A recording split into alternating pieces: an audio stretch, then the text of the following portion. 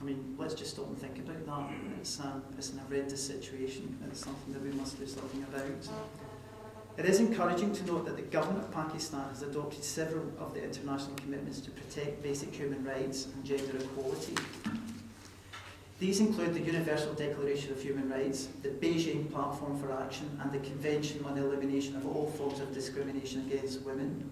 The Constitution of Pakistan guarantees equality and protection to its citizens regardless of their gender.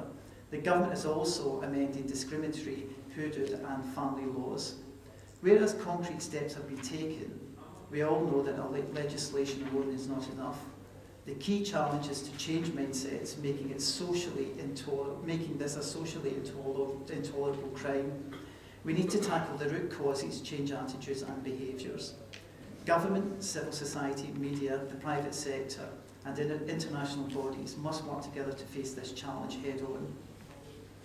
I just want to say something about what DFID is doing. DFID has clear commitments to gender equality, women's empowerment and tackling violence against women. Our recently launched white paper, DFID's strategic policy document, specifically targets violence against women. This issue is at the centre of everything we do. Gender issues are taken into consideration whenever we design and implement our programmes in Pakistan and across the world. In the past, the DFID has supported specific standalone initiatives on women's empowerment, including the Gender Equality Project and the Gender Support Programme. Currently, we are supporting a £2.5 million project on gender justice and protection administered by the UNDP. DFID has also launched a regional programme, a new programme focusing on boys and men to prevent violence and to find innovative ways of involving them in gender equality programme and policies. DFID will also establish a new South Asia Gender Equality Fund, which will bring together the best policy, research and evidence in South Asia to tackle the root causes of gender inequality across the region.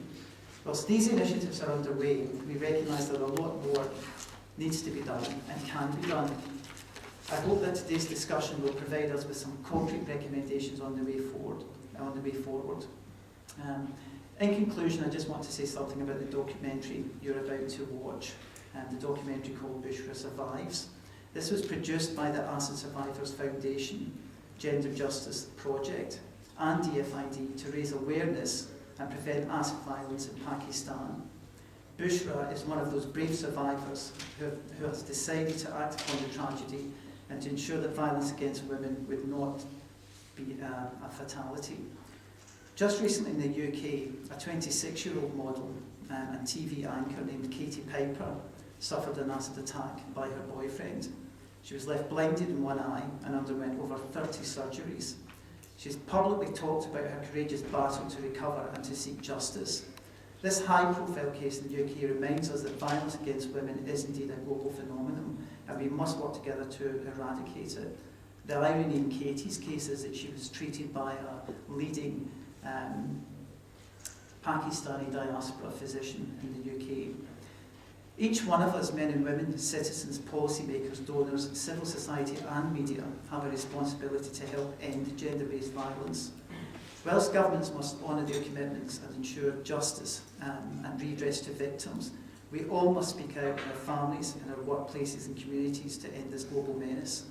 I look forward today to a substantive discussion around the current situation of violence against women in Pakistan, what has been achieved and what remains to be done. Thank you very much.